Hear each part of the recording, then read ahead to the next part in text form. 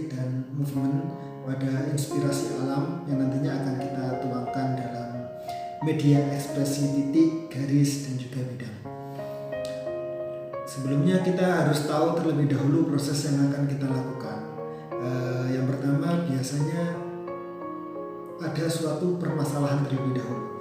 Adanya problem. Ini bisa muncul secara tiba-tiba atau ada pemicunya. Kemudian setelah masalah ini muncul, kita akan merenung sejenak, berpikir dan mencoba untuk menelaah masalah tersebut. Itu namanya kita analisis. Secara tidak langsung kita mencari kelebihan atau mencari kekurangan, bahkan kita proses mencari suatu pemecahan masalah tersebut. Kemudian setelah ini dilakukan, baru ide itu akan muncul setelah kita melalui masa adanya masalah dan juga kita analisis. Tapi tidak menutup kemungkinan ide ini akan muncul tanpa adanya suatu masalah. Tiba-tiba aja ide ini muncul. Itu juga bisa saja. Kemudian setelah ide muncul, kita akan memplanning atau merencanakan ide itu atau inspirasi itu secara struktural.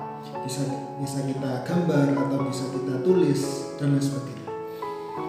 Kemudian setelah kita rencanakan, ide ini harus kita realisasikan. Ini kalau seandainya ide yang sudah kita dapatkan tidak kita wujudkan, ini akan percuma. Jadi poin yang terakhir yakni merealisasikan atau mewujudkan ide dan rencana ke dalam suatu karya. Kemudian dari 5 proses tersebut, ini kira-kira apa sih yang ada dalam diri kita yang bisa berperan dalam menggunakan 5 proses itu tadi? Yang pertama sumbernya adalah brain. Brain ini akal, jadi tidak hanya sekedar otak saja. Inilah yang membedakan kita dengan makhluk Allah yang lain. Kita dibekali akal, sehingga kita dipaksa untuk berpikir. Memang harus dipaksa, jadi tidak hanya sekedar berpikir gitu aja, tidak, tapi memang harus dipaksa untuk berpikir bagaimana cara memecahkan suatu masalah, bagaimana cara mencari suatu inspirasi, bagaimana cara mencari suatu ide. Selain akal, kita juga dianugerahi sense atau indera. Jadi kita memiliki indera perasa, indera penglihat, indera pengecap, dan indera pendengar. Ini bisa kita jadikan sumber suatu inspirasi. Apa yang kita lihat bisa kita jadikan inspirasi, kita rekam terlebih dahulu. Apa yang kita dengar itu juga mungkin kita mendengar suatu desiran ombak, mendengar suatu kicauan burung. Ini bisa kita cari tahu terlebih dahulu karakter apa sih yang muncul. Kita bisa merasakannya berdasarkan indera tersebut. Kemudian setelah indera ada experience atau pengalaman. Kita juga perlu suatu pengalaman. Apa yang telah kita lakukan di masa lalu itu kita rekam, lalu kita cari tahu kembali pelajaran apa yang bisa kita dapatkan. Mungkin di situ bisa muncul ide, bisa muncul inspirasi. Nah, dari ketiga ini sebenarnya kalau kita tidak bisa melakukan berpikir, kita tidak bisa merasakan berdasarkan indera, dan kita juga tidak punya pengalaman. Nah, disinilah yang terakhir exercise, yakni latihan. Peran kita menjadi pelajar, mahasiswa khususnya, memang kita dituntut untuk melatih otak kita. Kita dituntut untuk melatih indera kita, sehingga dari latihan itu akan wujud suatu pengalaman. Nah, dari sinilah nanti ide itu bisa muncul berdasarkan kepekaan kita. Kemudian untuk memahami karakteristik dan prinsip suatu alam, kita harus menuangkannya itu ke dalam media ekspresi. Setelah kita dapatkan dari indera, entah itu dari rasa atau dari akal, baru kita tuangkan ke media ekspresi. Dalam hal ini kita biasanya memakai media gambar. Nah, media ekspresi kita nanti kita akan mencoba mengekspresikan apa yang ada di pikiran kita dari titik, garis, dan juga bidang. Yang pertama kita akan bahas tentang titik terlebih dahulu, di mana titik ini adalah suatu permulaan ketika kita mau menggambar, suatu permulaan ketika kita mau menulis. Kita pasti akan menggunakan titik ini terlebih dahulu. Titik baru ditarik. Nah, titik ini adalah langkah awal yang dilakukan dalam menggambar atau menuangkan ide ke dalam media tulis atau gambar. Dari titik ini ada beberapa kesan yang didapatkan.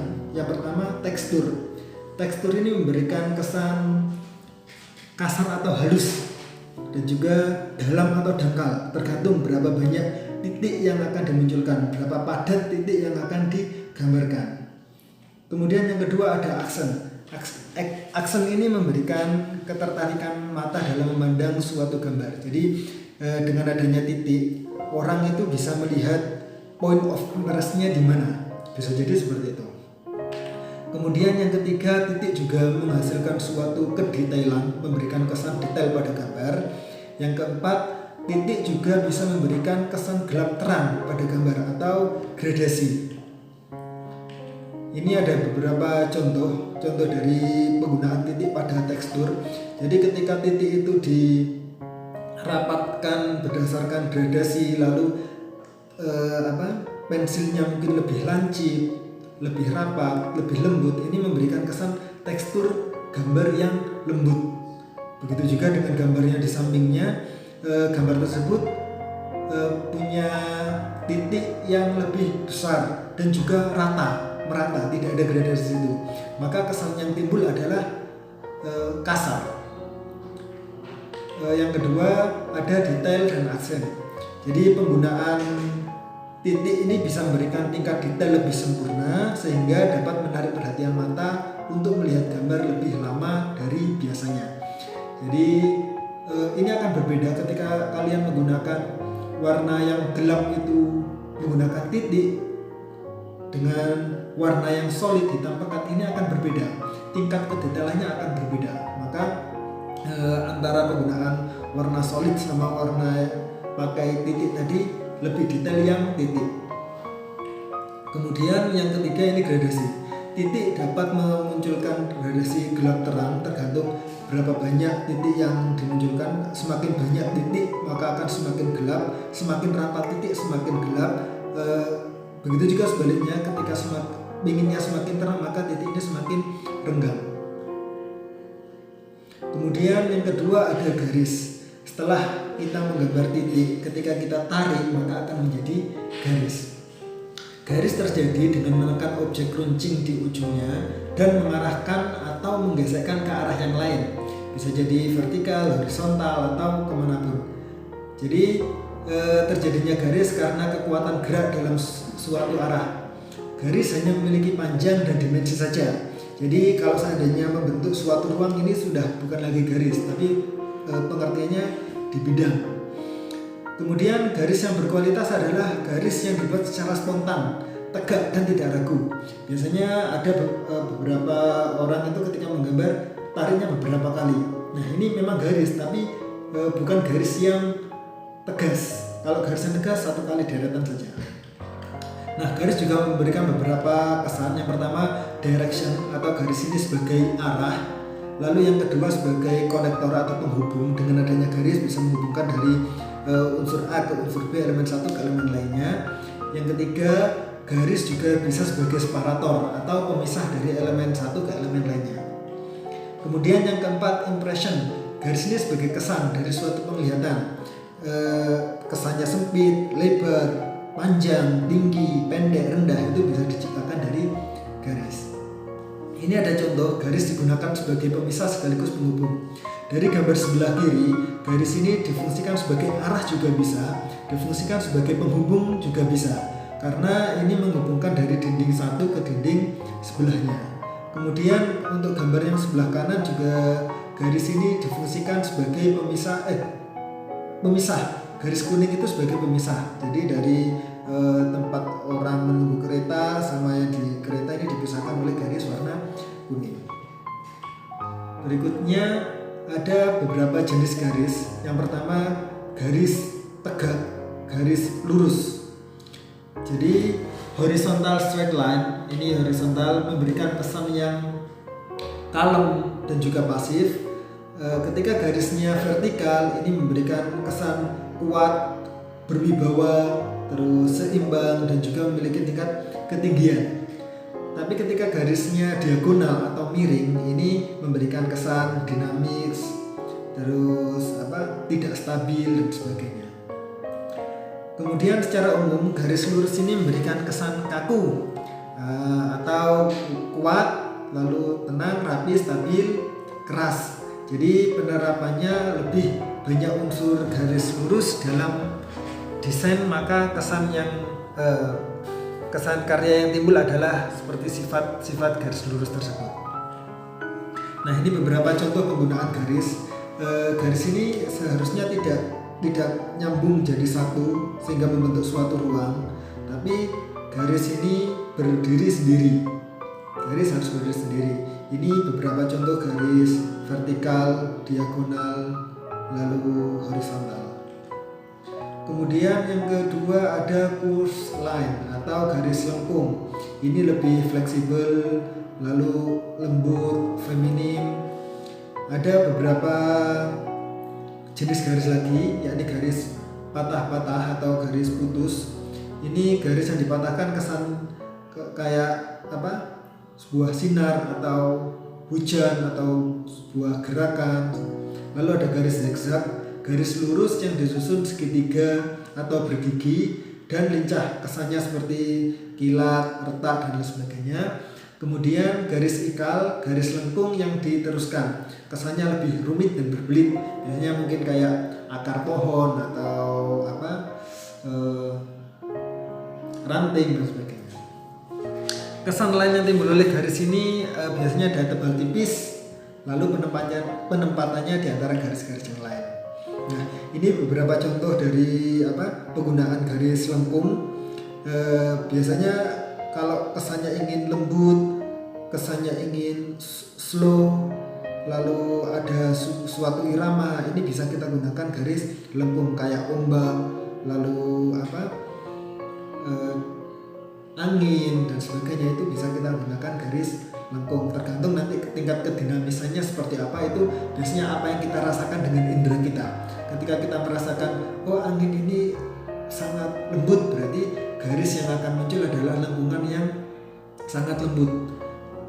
Berbeda dengan apa yang kita rasakan, desiran angin ini sangat keras, maka lengkungan yang akan kita gambar pun juga akan semakin bergejolak atau semakin tinggi tingkat kelengkungannya.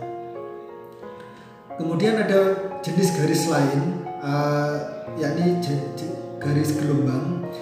Garis gelombang ini garis lengkung yang disusun berulang-ulang. Penyusunan garis gelombang akan memberi kesan berirama. Seperti yang saya jelaskan tadi, ada beberapa susunan garis lengkung yang diulang-ulang. Nah, ini beberapa contoh garis lengkung atau garis bergelombang yang dilakukan secara berulang-ulang. Kemudian ada kesan pada garis. Penyusunan garis-garis tertentu dapat menimbulkan ilusi atau penipuan buatan pada pengamat, sehingga pengamat melihatnya kayak lain daripada kenyataannya.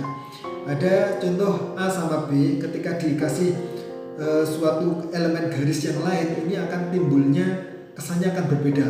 Padahal ini sebenarnya sama, di garis A sama panjang, tapi karena ada dikasih bubui garis tertentu pada ujungnya, maka kesannya akan menjadi berbeda. Begitu juga dengan garis B, sebenarnya garis ini sejajar, tapi bisa jadi tidak sejajar karena dibubui tanda tertentu.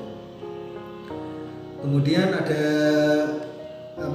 garis vertikal sama horizontal, yang C mungkin dia kesannya lebih tinggi, sedangkan D kesannya lebih pendek karena penambahan garis vertikal sama horizontal itu. Kemudian yang ketiga ada bidang.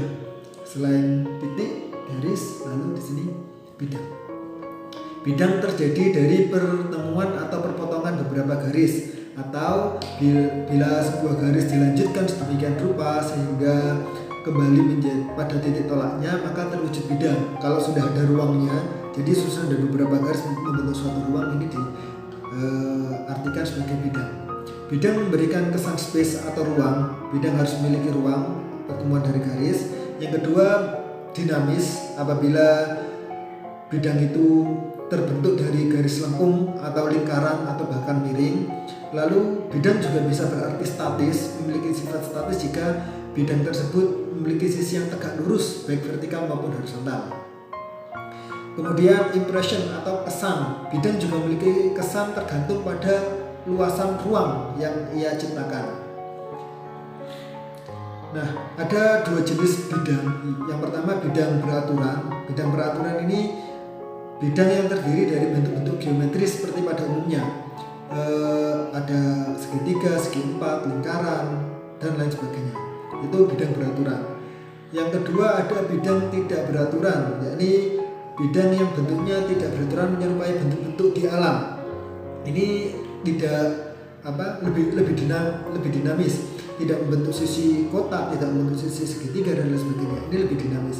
Ini biasanya ada unsur-unsur alamnya, mencari dari inspirasi dari alam. Jadi kita bisa menggunakan bentuk-bentuk yang tidak beraturan seperti ini. Kemudian kesan pada garis lagi seperti hanya garis, bidang juga menipu penglihatan kita. Artinya kesan yang kita tangkap dari pengamat suatu bidang berbeda dengan sebenarnya, sama dengan halnya garis tadi. Jadi bidang itu ketika dia lebih besar, kesannya lebih lebar, seperti contoh pada gambar, A lebih sempit daripada B dan C terkesan lebih tinggi daripada D. Kemudian ini contoh penggabungan dari titik, garis, dan juga bidang. Kita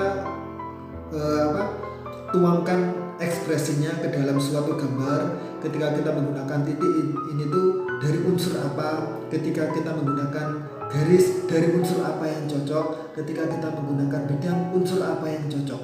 Mungkin titik kita bisa inspirasinya karena pasir, atau inspirasinya karena tekstur dari suatu kain dan sebagainya. Lalu untuk garis kita bisa mencari dari gelombang ombak atau gelombang dari bunga dan lain sebagainya. Kemudian bidang juga gitu, bisa kita ekspresikan dari inspirasi apa yang telah kita dapatkan. Ini juga beberapa contoh dari komposisi titik, garis, dan juga bidang yang inspirasinya dari alam.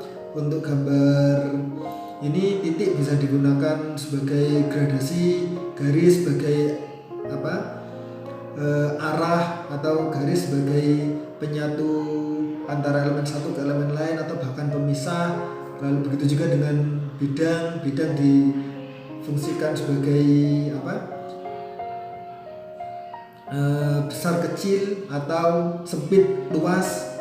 Itu bisa kita berikan kesan dari titik, garis,